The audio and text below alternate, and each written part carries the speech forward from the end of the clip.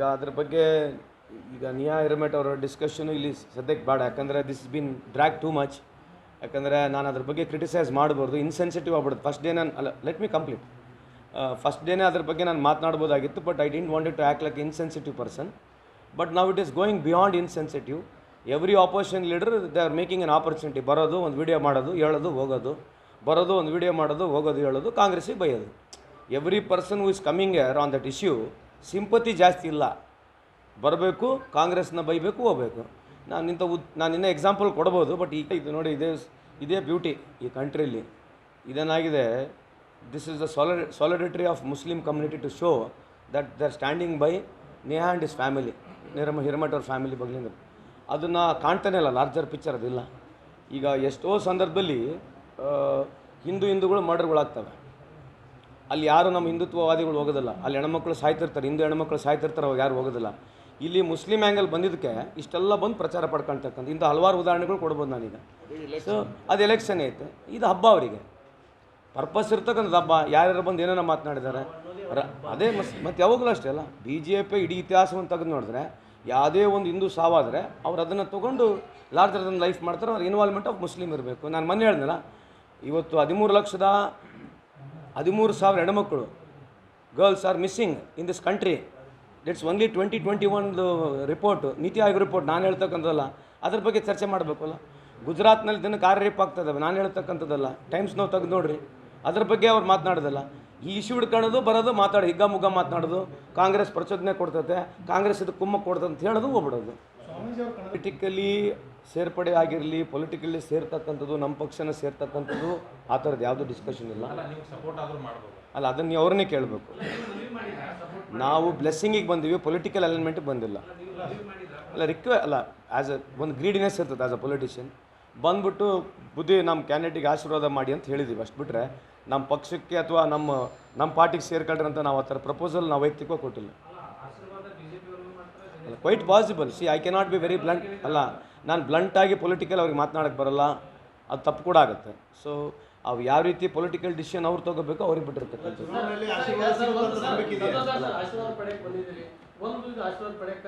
ಮಠ ಅಲ್ಲ, ಎರಡನೇದು ಸ್ವಾಮೀಜಿ ಈಗ ಕೇವಲ ಸ್ವಾಮೀಜಿ ಆಗಿಲ್ಲ, ಒಬ್ಬರು ಪಕ್ಷೇತರ ಅಭ್ಯರ್ಥಿ.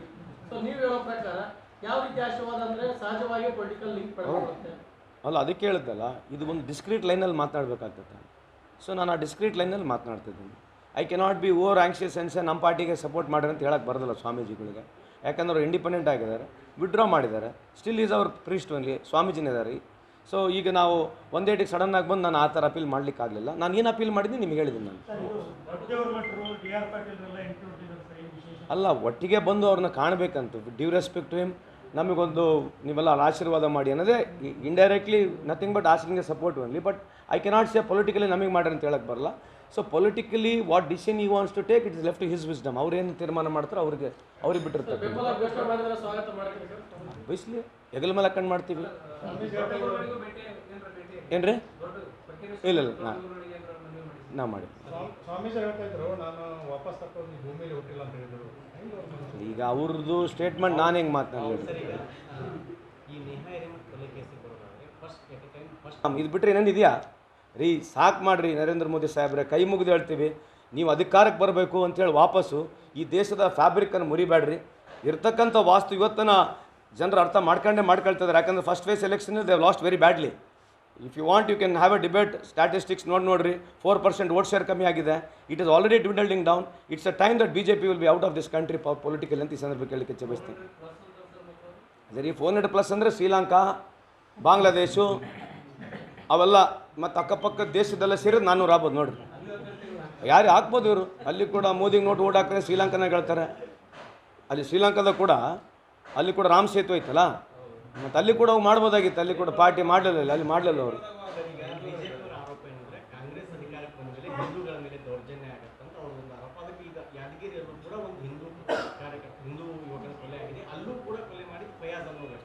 ಆಯ್ತು ರೀ, ಅದೇ ರೀ. ಈಗ ಇಂಥ ಇನ್ಸಿಡೆಂಟ್ಗಳು ನಾನು ಕೊಡ್ಕೊಂತ ಹೋಗ್ಬೋದು. ಸುಮ್ಮನೆ ಉದಾಹರಣೆ ಹೇಳೋಣ. ಈಗ ಇವರು ಪುಲ್ವಾಮಾ ಅಟ್ಯಾಕ್ ಆಯ್ತಲ್ಲ, ತೀರೋದವ್ರು ಯಾರವ್ರಲ್ಲ?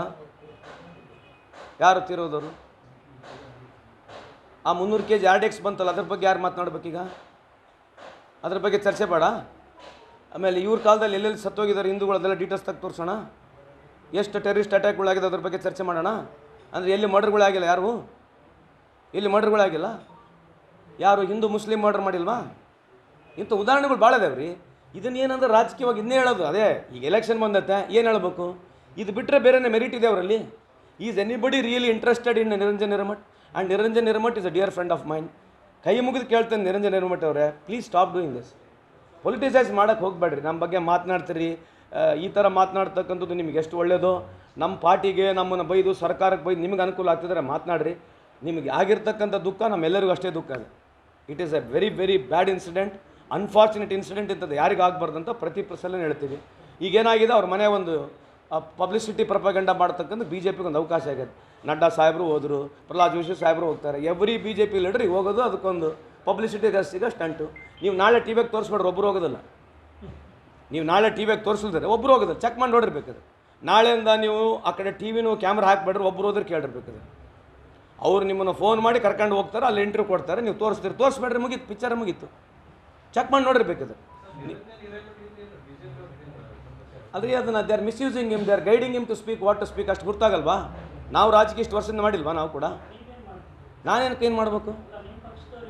ಯಾಕೆ ಮಾಡಬೇಕು? ಅಲ್ರಿ ಅದು ಅನ್ಫಾರ್ಚುನೇಟ್ ಇನ್ಸಿಡೆಂಟು, ಆ ಥರ ಆಗಬಾರ್ದು. ನಾವೇನು ಮಾಡಬೇಕು? ಪ್ರಚನೆ ಮಾಡ್ಬೇಕು ಅವರಿಗೆ. ಅಲ್ರಿ ನೋಡ್ರಿ, ಈ ಥರ ಒಂದಕ್ಕೊಂದು ಈಗ ಸುಮ್ಮನೆ ಸೌಜನ್ಯಕ್ಕೆ 100 ಸೌಜನ್ಯಗಳು ಹೇಳ್ಬೋದು.